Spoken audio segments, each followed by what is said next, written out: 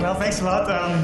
Before I want to start, I actually want to thank my collaborators and acknowledge my collaborators I've worked with, in particular on that topic of airborne flux measurements over the last 10 years or so.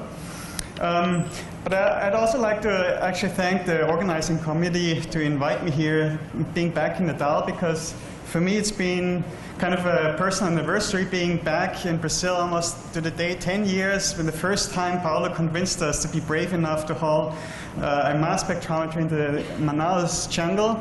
And what we see from Paulo already, things have really progressed a lot over the last 10 years. And back then it was a very rudimentary study. And against the odds, we were able to actually get some data in that forest. And I believe the first PTRMS in the jungle where we tried to measure fluxes. And Karl was right. Everything worked out okay, despite all the odds. And I'm going to show some results also from the trophy campaign in 2004. So what we do is actually we measure fluxes. Little slide that should illustrate why we are interested in fluxes of compounds, in particular of trace gases.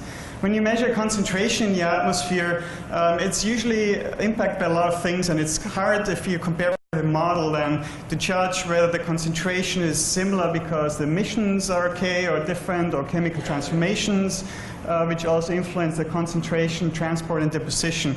So by measuring a flux, you really are able to disentangle some of these processes at the surface atmospheric interface. How do we measure these fluxes? We usually use mass spectrometry, in particular proton transfer reaction mass spectrometry. That's been a very useful tool to measure VOC fluxes. The flux is pretty much defined by the covariance between the vertical wind deviation and the concentration fluctuation. The only experimental challenge is that you really have to measure fast. Fast meaning that you need to have a sampling rate of about 10 Hertz. And so here I showed just one prototype instrument that we also flew on airplanes, even back in 2004 here in the Manaus region. How do we measure fluxes on airplanes? Well, first you need to have an accurate wind measurement. That shows one example on a study that we participated in California. The airplane here, where we are able to measure three-dimensional wind speeds based on pressure measurements at the nose of the aircraft to get attack angle, side slip angle, and dynamic and static pressure. And from these we can back out our vertical wind velocity at the required sampling frequency. What we also need then is, of course, a VOC analyzer, and as already mentioned, we mostly use mass spectrometry, particularly an instrument developed at the University of Innsbruck, proton transfer reaction mass spectrometry. I'm not going to go into details of that instrument, rather than just showing some pictures. During an aircraft study in California in 2011, typical sensitivities back then were in the order of 150 to 300 counts per ppb for example, isoprene. So you're going to have to talk more into the mic or use this one. Okay, and so back then our sensitivity is typically in that range, 150 to 300 counts. We're working with new developments now at the University of Innsbruck, where we're able to amp the sensitivity quite a bit, which is going to give us a new dimension, measuring fluxes that are really low enough to look at urban emissions, shown here at the city of Innsbruck. I'm just going to skip this. Basically, our flux detection limits are getting lower, meaning that we can also look more closely at processes that we were not able to measure in the past. Now, coming back to my actual talk, I'm going to focus on biogenic VOCs, mostly in forested environments where we have lots of isoprene emissions. And it's all started actually in Brazil in 2004, where we had a combination of aircraft studies, an aircraft study combined with ground-based measurements, where we measure fluxes of isoprene and monoterpenes. And so the idea back then was, if you have a very simple atmospheric chemistry picture, you have these reactive gases in the atmosphere, they all react with OH. A system like this would not work because OH would collapse regardless of the primary reduction rate of OH. And This doesn't happen because in the atmosphere, most of the time you have enough NOx to recycle efficiently OH. There's been a lot of speculation about additional recycling mechanisms through the conversion of oxygenated VOCs. And back then, our goal here was to get maybe a good handle on the lifetime, in particular of isoprene in that environment, which was still very uncertain at the time. And so our flight profiles looked like this when we sketched the boundary layer up to about 2,000 meters above ground. We were targeting the mixed layer, flying a stacked profiles on the airplane. And the idea was then to measure fluxes from the surface through the mixed layer into the free troposphere, along with concentration measurements, and then we know typically the height of the boundary layer, and you can back out the lifetime of a compound. And that just then, we used those data to compare back then with, at the time, pretty complete master mechanism model here, the anchor master mechanism. And the first time in doing that study, we tried to compare these measurements, showing here, and I just want to focus on the right side panel here. Again, what I plot here is OH that we calculate from our flux measurements in the boundary layer height, about 1,200 meters high. And what we saw back then, even with that model here, that the OH levels would be quite low. But anyway, from these flux measurements, we get the kind of the first numbers on OH densities in that isoprene-dominated low NOx environment. And sooner or later, there's a very highly cited paper coming out from a different study in, again, I think the Amazonian forest, where they actually published in Nature. They saw really high levels of OH in that tropical environment, using first time, I guess, laser-induced fluorescence measurements to measure OH. So you can see extremely high values in the tropical boundary layer, up to maybe 1 times 10 to the 7 molecules per cubic centimeter. And that paper, along with other papers published subsequently, raised a lot of discussion. That's still, I guess, not solved to date. How high is OH in the tropical atmosphere? We conducted more recent aircraft studies in the US to evaluate our method to get lifetime for compounds in more detail. So the first one in the US was in California, the Carbonate study, a second one last year in Tennessee. Both aircraft equipped with all the necessary tools to measure these airborne fluxes.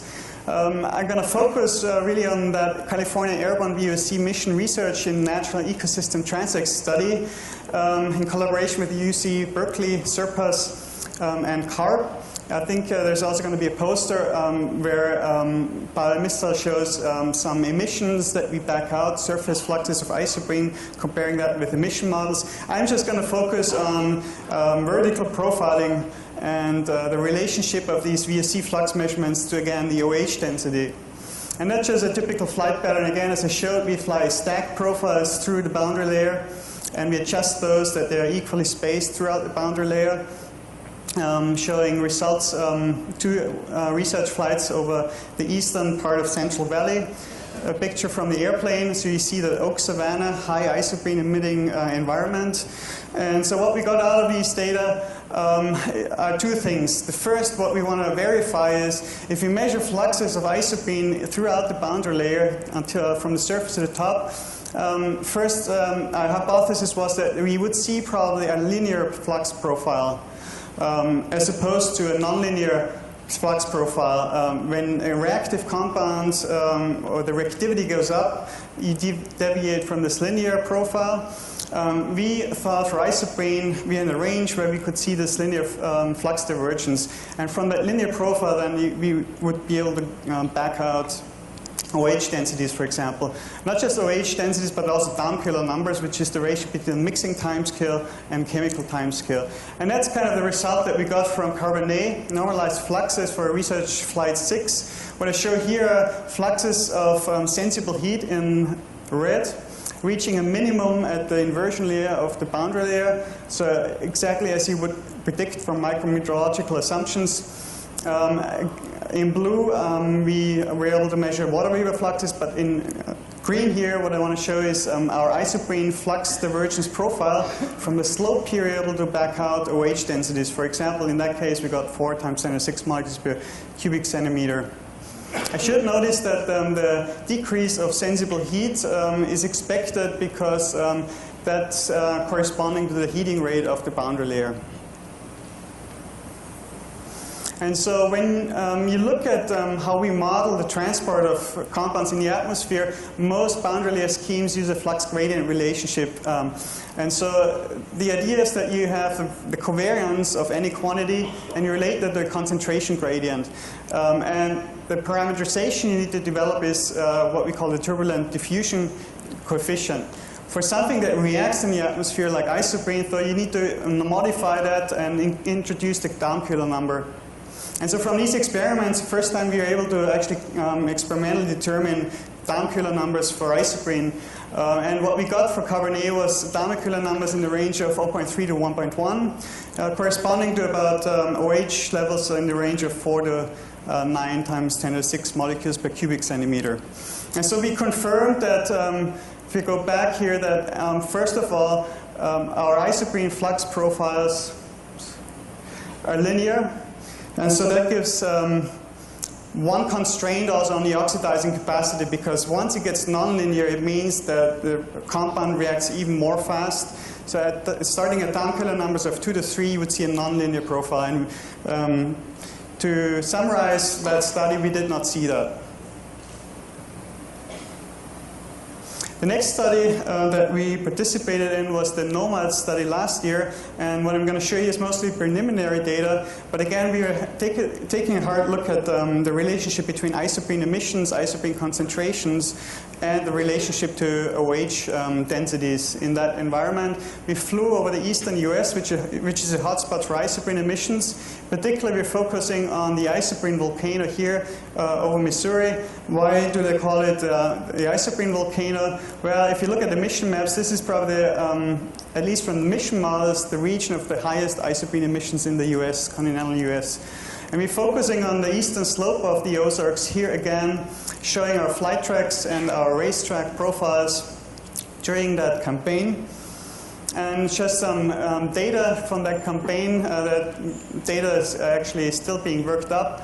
Isoprene concentrations shown measured by 2 instruments here, a GC and PTRMS, along with other trace gas measurements, NOx levels in the range of 200 to 300 ppt of NOx, so not super low but also not super high.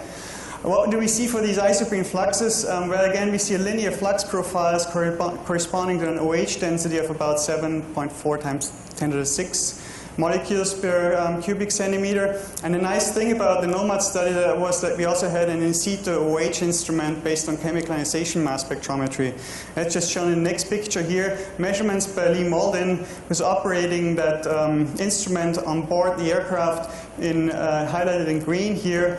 And when we compare his OH numbers, they look pretty reasonable compared to our OH densities that we calculate from that flux divergent method. There's quite some variability, which we believe is real because the OH reaction of OH, the lifetime is so small that you would expect quite some variability in the boundary layer, corresponding mostly what we believe to the variability of isoprene concentrations. So if you plot isoprene mixing ratios versus fluxes from all these studies, mixing ratio on the y-axis and the flux normalized by the height of the boundary layer on the x-axis, we see quite a tight correlation from all these studies, meaning that the OH levels or the oxidation capacity in these different environments is very similar. Summarizing now all these studies that have been conducted on aircraft and ground above isoprene or in isoprene dominated environments, you get a picture like this. What I plot here is the midday OH levels in isoprene dominated environments. 2 high profile studies that were published in Nature by institutes, Max Planck Institute in Mainz during the Gabriel study here. And then I also plot another data point here from the Brill-Ritter Delta study, published in Science 2009, a very polluted environment though.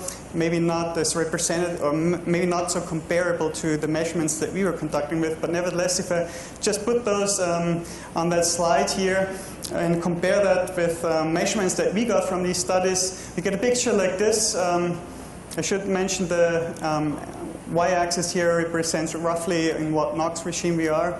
For the trophy study, we get numbers in tropical forests that are quite a bit lower, actually, compared to the Gabriel study. Perhaps a factor of 2 to 3 lower. If you take the upper limits, up to a factor of 10 lower. So we have another study, OP3 in Borneo. They reported some OH values in an isoprene-dominated ecosystem, and they got lower values here too. The more recent studies that we conducted in the US, also under somewhat higher NOx levels, showed that when we look at the density of OH in the boundary layer, of course as an average, we get values that are in the range of 4 to 6 times 10 to the 6. And so there's still kind of some discrepancy, I think, on the oxidation capacity. How high is really high? How high? We know it's higher than probably we have assumed 10 years ago, but the actual values might be hard still to pin down, and I think now in the Amazon with the new studies that Pauli has mentioned, there might be actually more evidence or more data available to judge, for example, what typical OH levels in the Amazonian region or in isoprene-dominated environment under low NOx conditions are. And so in summary here, I conclude that what we can use, we can take advantage of these airborne flux measurements to look at different processes like emission, deposition, atmospheric transformation, transport. I mostly focused on an aspect that hasn't probably been widely recognized, that we can also back out the lifetime of compounds from these measurements, looking at the atmospheric, at least the first step of an atmospheric transformation of reactive compounds.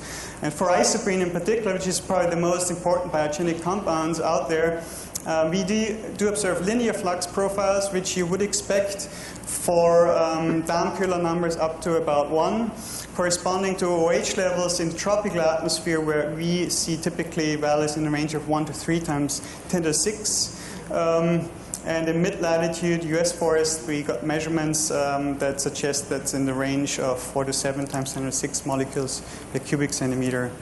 And this is my conclusion slide. I hope I'm within the time limit. Try to be fast. Thanks for your attention.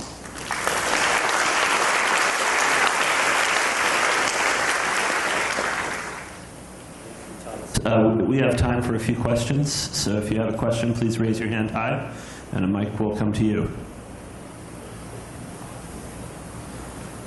Questions? Oh, Thomas, she wants your mic.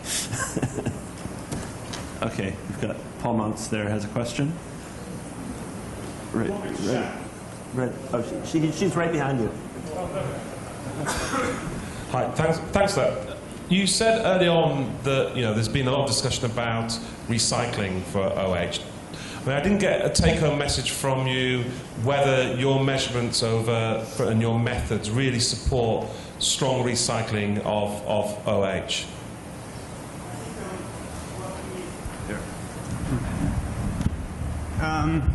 Yeah, you're right. I think what's probably fair to say is that if you look back 15 years ago, the chemical mechanisms you had would definitely underpredict OH, maybe by a factor of 2 to 3, but the extremely high values, I would say we don't see those from these flux measurements.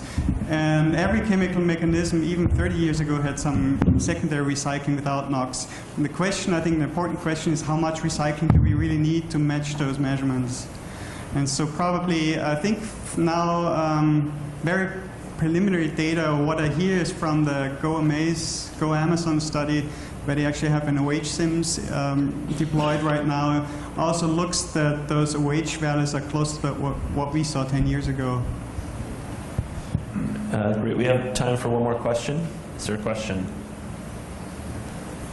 Yes, right back here. So you went over this really quickly, this down-Köhler number. So correct me if I'm wrong, but it's really a ratio between mixing and chemistry, and from that you can infer OH concentrations.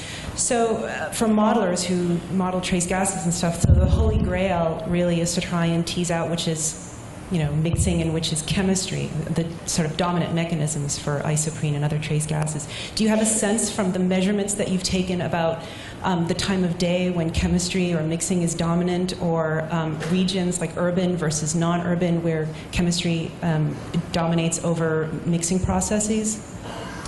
Yeah, I think it's a very good question, because I think there's not the one answer about it. Of course, when you look at isoprene emissions and OH chemistry, it's all during midday where usually things happen.